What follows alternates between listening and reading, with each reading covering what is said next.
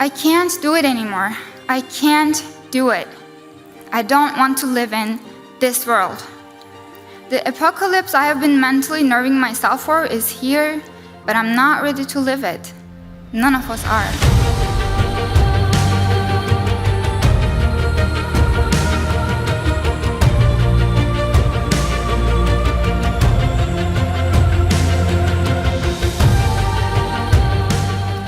Hi everyone, and welcome to this FacingFuture.tv press conference. Thanks for coming this afternoon.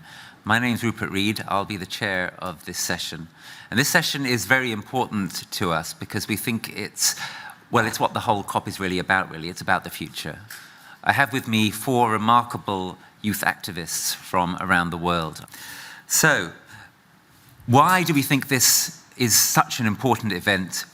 As I say, this is the future, and if COP26 doesn't get its act together in a far more fundamental way than it's done so far, there won't be a future. And it's the lives of these people, and people younger than themselves as well, of course, who will be betrayed. And really what the idea of this session is to give them a chance to voice their feelings and their thoughts about this. And you're going to hear it straight from the horse's mouth here in a very direct way, and I think you'll find it one of the most powerful things at this whole COP. Without further ado, I'm going to hand over to our first speaker. Meera Dasgupta is the US Youth Poet Laureate 2020.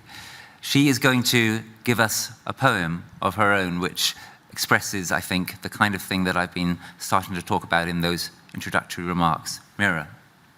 Thank you. This is Lineage.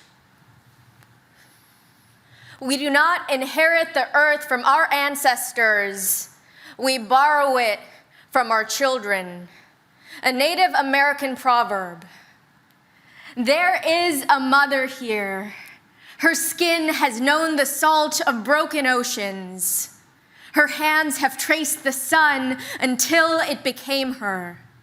She learned respect from a father and his hands, how the bones of dead flowers made their garden a burial ground. Her body was her family's burial ground. Her mouth, an untamed flame. It escaped and left her with a vase. In it, her reflection appeared and shattered. There is a brother here. He has learned to breathe air as dark as his skin. There are no lights in a city of stars that do not reach him. Some days, he feels paper weight. In his dreams, he is flying. He's forgotten the smell of grass and his mother. He's forgotten the sounds of the wind, what it means to fly. In his dreams, he carries a star in his pocket, but it burns from the inside out. It reminds him of himself. That there is a burning within him. There is a father here. He overflows into his mother's garden. Her flames lick his stubborn skin as he swallows the ocean whole. He writes odes to himself until his blood becomes a dead rose.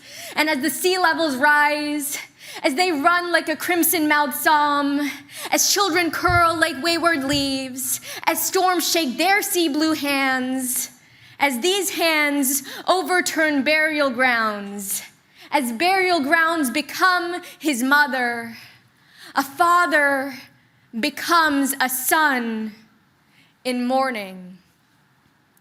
There is a daughter here. She's been taught how to sustain on seeds, but to never settle for them. To treat the grounds as she treats her body. To till the earth until she too is the sun. When morning arrives, she finds the shattered reflections of her mother and recalls the pieces. Countless oceans converging where she stands, you can hear an echo of lineage. The sound of 1,000 daughters. Mothers, sons, and fathers, how they become a garden, how their voices bloom among the scattered bones and carry, like seeds, to wind. Thank you.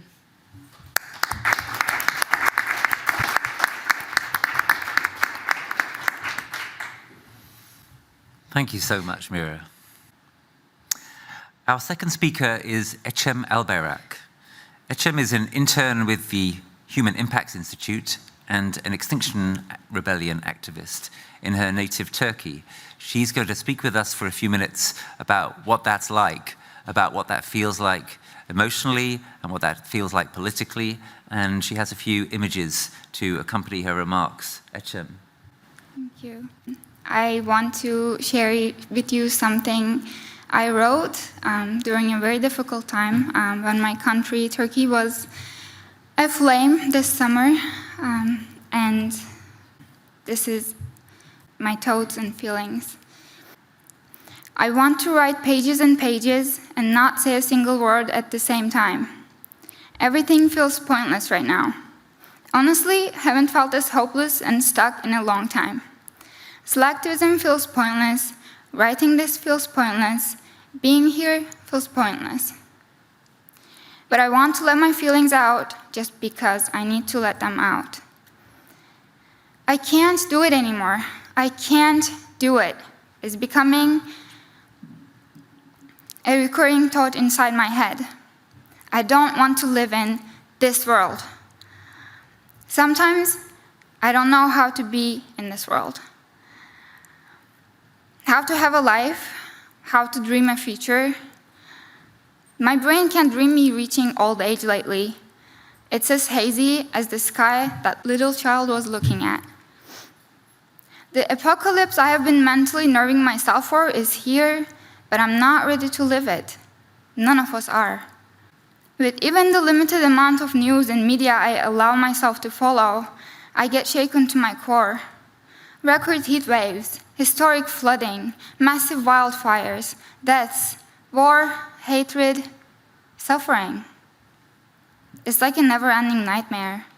I'm in a constant emotional exhaustion and want to cry and scream. In my head and mind, I don't know how to stay hopeful when the world is collapsing before my eyes at this accelerating pace.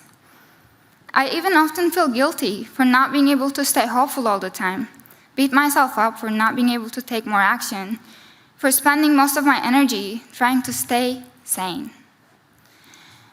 The wiser voice in me nudges.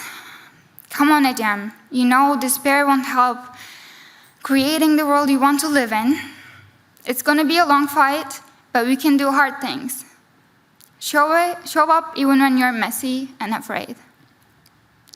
That voice and the knowing of my heart can dream brighter, hazeless skies. I know there is a better world our hearts know is possible. One with empathy, healing, safety, understanding, harmony, peace, freedom, and love. Right now, I'm trying hard to listen to that knowing, that little voice inside me I can hear when I sit still instead of the stubborn chatters of my mind. Frankly, it is what keeps me here. And I wonder what would happen if we all started listening better. There's this one quote I can't seem to stop thinking about. There comes a point where we need to stop just pulling people out of the river. We need to go upstream and find out why they're falling in. What if we all listen to the voice of our hearts? Stop just pulling people out of the river. Stop trying so hard not to fall in ourselves and went upstream together. What more needs to happen for all of us to start going upstream? This is the question that keeps me awake at night. How can we collectively go to the upstream and make more people open their hearts to the truth and to the pain and the grief? Because we need to sit in the grief.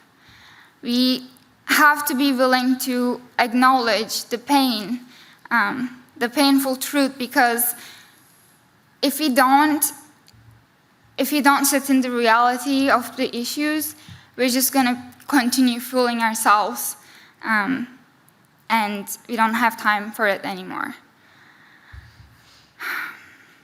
I personally choose to channel my grief and despair into action. That's where I find my hope.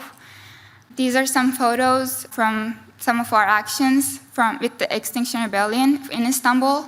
Those are specifically from one funeral march we did for the species that are going extinct because of climate change. The red costume is the Red Rebel Brigades, an artivist troop of Extinction Rebellion, and it symbolizes the common blood that all species share, that unifies and makes us one. And it is really powerful to be walking around on the streets wearing it, because you can see people connecting with it empathetically, and they can understand the message of it. I know what I'm inviting you to do is difficult, opening our hearts to the pain and the grief. It's a deep analysis, and it is painful, but we have to somehow get the strength in ourselves to feel it all. And then we have to find ways to turn it and channel it into action. We first have to feel the pain, and then we have to rise. Thank you.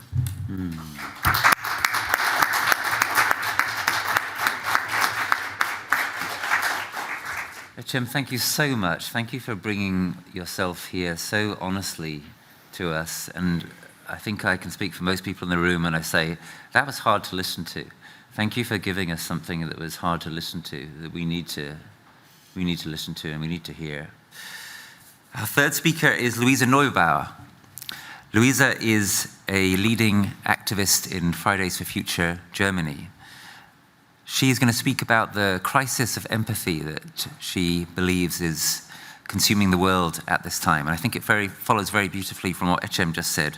I noticed Ecem's words, what would happen if we all started listening better? I think that's the kind of question that motivates Luisa's remarks. Luisa. Thank you so much. I grew up in Germany, in one of the richest parts of the world. When growing up, I was told I could be anyone.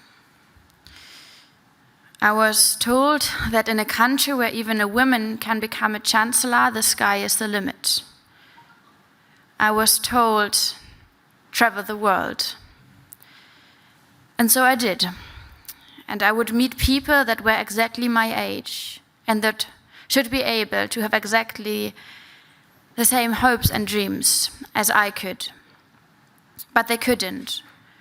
Because in contrast to me, fighting for the climate crisis wasn't a lifestyle decision. It wasn't a political decision. It was a question of survival. Today at this COP, there are more people, more of those young people than ever around who can tell them their stories so well, and they are, and I ask you all to listen to them. And me, I would travel the world and wonder, when was it that we as human beings lost our sense of true solidarity? I would wonder when it was that people from across continents would stop caring. I wondered when it was that we unleashed this global crisis of empathy. And when was it that we stopped looking each other into the eyes? When was it then that love for the world, for children and for future has been replaced with accelerating, digging, profiting, making, burning and extracting? At this COP, there is a big debate going on about the role of the richest nations, those who have caused this crisis. What is it that they have to do? And there's a lot of talk going on about stepping up, about accelerating, about all of us being in this together, about moving faster, about stepping up the game. This is not what this is about. This COP, this climate crisis, the question of what is the part of the richest nations, this is about paying back. This is about acknowledging the climate depth we are in, about the suffering that has been caused, while being full aware of the consequences for human and animal life everywhere. This is about listening to the most affected. And this is about regaining global empathy. Because after all, this is what climate justice is about. It's about daring radical empathy wherever we are, whatever generation we belong to, no matter our skin color, no matter the continent we grew up on. And this is about repair, gaining global solidarity and relearning what empathy really is about. In Germany right now, the country where I grew up, the new government is formed as we speak. And it could be the first government to prove what 1.5-degree politics would look like in an industrial nation and a modern, large democracy. And I'm being asked a lot whether I'm hopeful that the new government will do this as they debate while we're speaking here. And to me, this is such a weird question, since when is this about hope in the government? That hope died 25 COPs ago. But I have hope. Hope in the people, in the movements. And more importantly, I have the knowledge, and we have the knowledge that change is in fact possible. That it is in fact possible to live and thrive across continents, to regain our empathy. And what we need, except that hope, that knowledge, is the courage to fight for those changes that we want to see in the world, because if it's not us, then this won't happen. And after all, I wonder what should ever stop us. I dream of this world where we start looking each other into the eyes. I dream of this world where we are showing real empathy as an act of solidarity, where real empathy isn't an act of resistance, but something that is leading the way. This world is possible, this world is necessary, and this is the world we are intending to build. This is not a message to global leaders. This is a message to the people who this is up to. Thank you.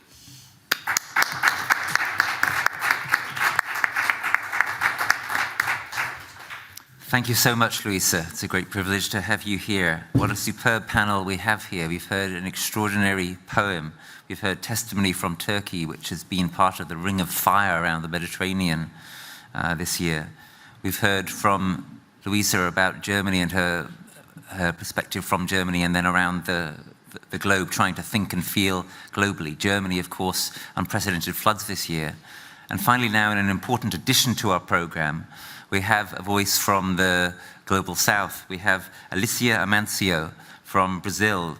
Alicia is coordinator of the United Front for Climate Action, a campaign to bring Latin American and Caribbean people to COP. And here she is. Alicia, please. Hi everyone. When I was invited to speak here in this panel and I was told that this would be about emotions, I decided not to prepare something because I want to speak from my heart. I just have some notes here, and when I asked myself, how do I feel today being from Brazil, being from the Global South, and being here in the COP? This is not my first COP. I've been here since COP 20, so it's been a long time that I'm in these spaces. And how do I feel? I feel furious sometimes. I feel like there is the sense of fear in the eyes of my community, of the people that come from my region. And it's sometimes people say I have the fear of the unknown. I have the fear of, not knowing how the future will be for me. And I have the fear of the things that I know. I know how the future will impact my region. I know how it will be the future for Black people, for indigenous people, for people of color in Brazil and all over South America and the Caribbean. The climate breakdown is already happening in our regions. It's not about the future. Right now, it's happening in this very moment. So I think it's really strange when people are talking about the future. Look at us, we are here. It's happening now and we need help. We need to work together. And sometimes there is not even time to feel, and I think some people from my region will understand that. There is no time to feel because we're busy fighting all the time. We are busy fighting for our own survival. I do see skin color when I look at people. Look around, let's make an exercise. Let's look around right now in this group and see how many people of color are here. How many indigenous youth are present here right now? I can count a few, and those few that are here, they are from the project that I helped coordinating. And this is an exercise that I always do when I enter a space, to see how many Black people, how many indigenous people are there occupying. So we need to make this a space universal for everyone.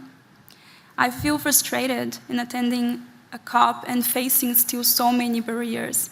I felt frustrated in my first COP when my voice was never taken into account, not only by the world leaders, because, well, this is what it happens, but by Global North youth who disregard us in all possible ways. It's frustrating, it's frustrating, it's frustrating. It should be time for all of us to come together as young people and as a society, but we are not together here right now. Action is coming, and I do see solidarity more present, but we need to unite. We need to unite, and how do we do that? I think that right now we need to see ourselves for who we are. We need to value our cultures. We need to value where we come from. And we need to be inclusive. This year, I coordinated a project called Unite for Climate Action. We raised funds. We got badges to bring 17 young people from the Latin American and the Caribbean to COP. Most of them BIPOC, Black, Indigenous, and people of color. They are here today, and the challenge only started. The moment they arrived here, the challenge had only started for them, because this conference brings us so many barriers. First of all, the language barrier. The only ones that have access to these spaces, to these speaking spaces, are the people who can speak English, which is not a reality in my region, in my country. So we brought with our team, we brought 2 interpreters from Spanish to English, because we want to be inclusive. I do think that in these spaces, like, interpretation is a basic need, and no one talks about it. I feel frustrated, as you can see. One of my colleagues said that she doesn't think she can do it anymore. And all I can think about is that for some of us, this was never a choice.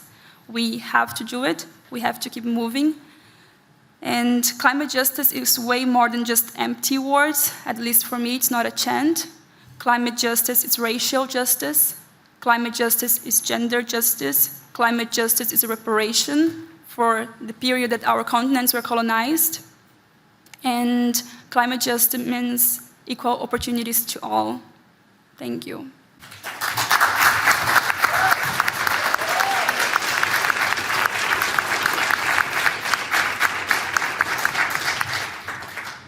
Thank you so much, Alicia. I think you could hear some real resonance in the room there for those really important remarks that, again, some of them may have been hard to hear, but we need to hear them. So, this amazing team here, you've got just about 3 minutes to exchange anything quick you want to exchange with each other for the benefit of those in the room and those watching all around the world via the UN. Who wants to jump in? I can start. I would like to make a call for action for everybody here, for the girls, for all of us, that it's not only important to listen to marginalized voices, it's important to pass the mic and give opportunities, because we don't have those many opportunities to be in speaking roles like we are today. So whenever we can, let's pass the opportunities. Let's include more people. And I do think that even though we come from different places, we share so much in common.